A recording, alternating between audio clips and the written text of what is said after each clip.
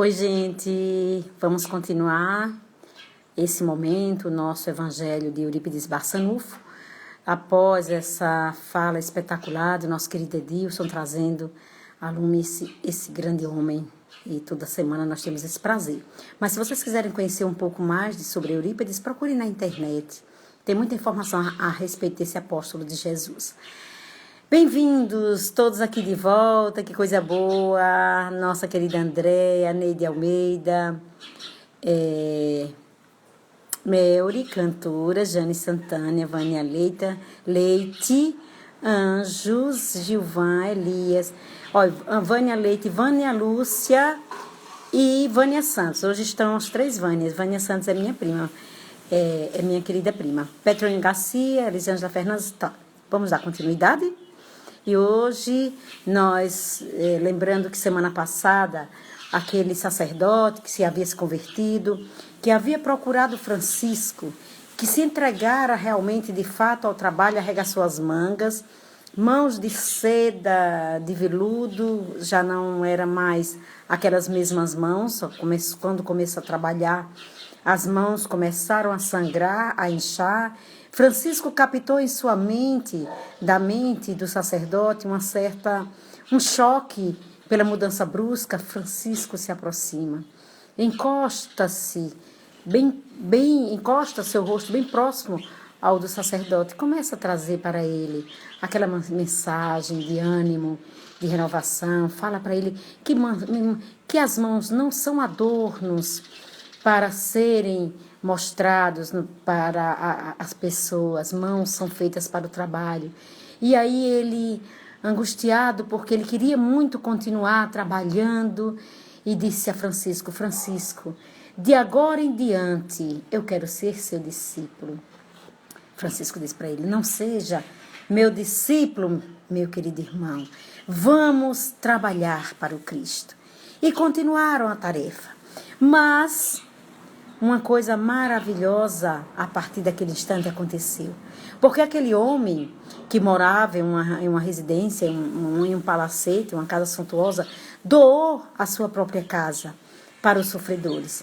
E a partir dali, a casa do sacerdote passou a servir de teto para abrigar a todos aqueles que buscavam a comunidade que já havia sido criada. Francisco já havia se espalhado por toda aquela região, o que estava acontecendo. O Evangelho de Jesus agora estava renascendo. Não eram as igrejas de pedra que Francisco precisava restabelecer, reconstruir.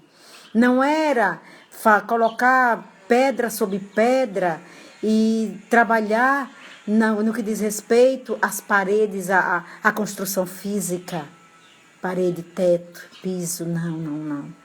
Era preciso restabelecer o Evangelho de Jesus, que havia sido deturpada a sua mensagem, cujos homens que deveriam representar Jesus estavam se utilizando da mensagem para seu próprio prazer, somente para si, sem se darem conta de que eles eram representantes do Cristo. Então a comunidade formou uma assembleia imensa. A casa do caminho, a comunidade se assemelhava à casa do caminho, aquela casa.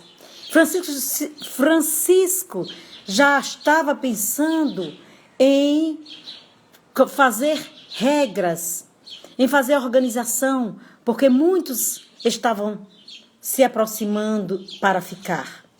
E Francisco tinha algumas exigências, e algumas delas eram voto de pobreza e de castidade e de renúncia. E então, Francisco não aceitava qualquer doação. Não era só pegar os seus bens e doar para a comunidade, não. Era preciso renunciar. Era preciso integrar-se à sociedade, a essa comunidade, de mãos vazias, mas com o coração cheio de amor, para todos aqueles que buscassem a comunidade. A exemplo da Casa do Caminho que Pedro havia fundado, quando o Cristo desencarnou. Então, aos poucos foram chegando seguidores, chegando, e Francisco catalogou alguns. e estão nesse livro. E nós vamos dizer os nomes, porque todos Francisco batizava de Frei.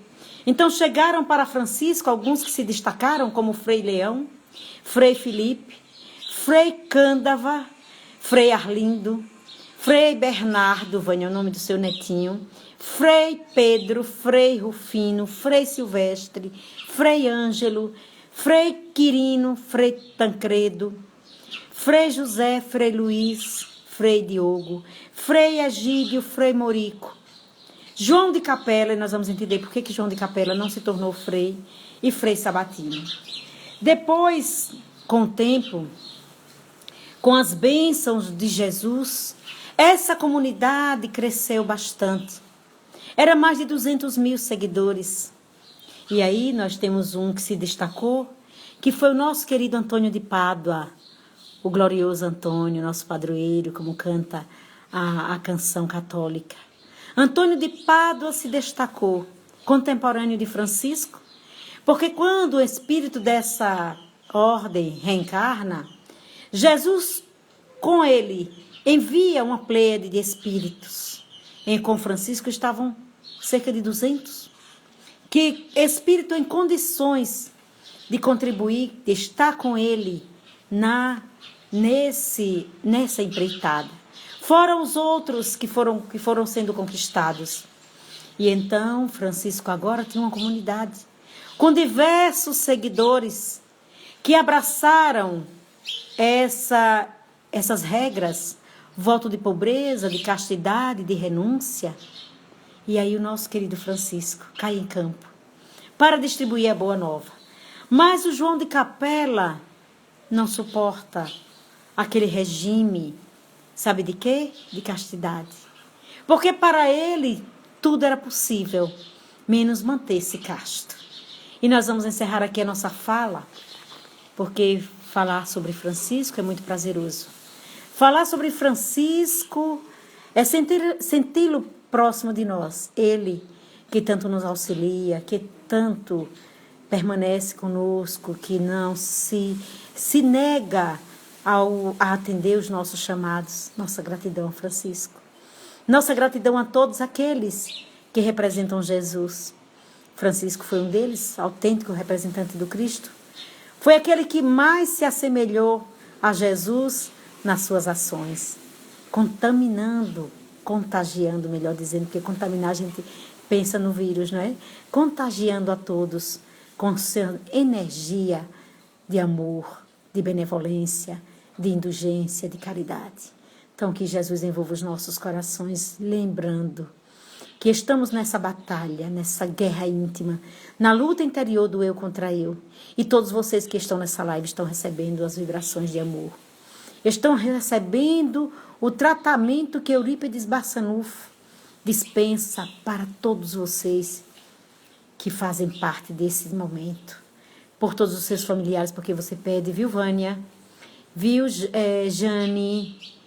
Viu, as Janes, né? Porque tem Jane Santana, tem Jane Carvalho, tem outra Jane, esqueci agora, são 3 Janes, 3 Vânias, tem também, tem Neide, também tem mais de uma, e assim é a vida, é cheia de alegria, de satisfação, de prazer, principalmente quando nós descobrimos que Jesus está de volta, que Jesus renasceu no Espiritismo, porque Jesus não foi embora, nós apenas o guardamos adormecido em nós.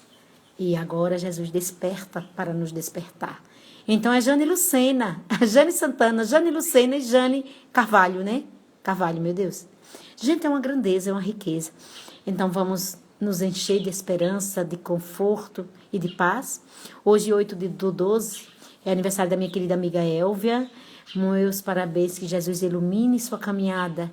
Você continue sendo essa guerreira, essa mãezona, essa irmãzona, essa esposona, essa mulher amiga que tanto ama e que tanto se doa aos seus semelhantes. Meu irmão Jean, o mais novo, o viçozinho, é ele que está aniversariando também. Que Jesus lhe fortaleça, que você cresça cada vez mais e tenha saúde, paz, tranquilidade ao lado de sua família. Que Deus te abençoe. Gente, paz em seus corações, que Jesus permaneça em nossas vidas. Lembremos de chamar por Eurípides, de chamar por Francisco, de chamar por Dr. Pedro Garcia Moreno Filho, o nosso patrono, porque essa é uma ação do Lar Abrigo Espírita Dr. Pedro Garcia Moreno Filho. Lembrando que às 17 horas temos Ilenói com a conversa fraterna. Às 19 horas, às 18 horas nós temos o Liosmar, o convidado. Às 19 horas nós temos mais live. Nós temos a live do NEP, desse Núcleo de Estudos Aprofundados da Doutrina Espírita, do Evangelho, Estudo do Evangelho, NEP. E estamos com a semana de 6 a 13, com a semana Esperança e Luz, Natal de Esperança e Luz. Que Jesus permaneça em nossas vidas a semana inteira falando sobre Jesus. E isso é fantástico, é maravilhoso. Que Jesus permaneça conosco, fiquem em paz e tenham um excelente dia.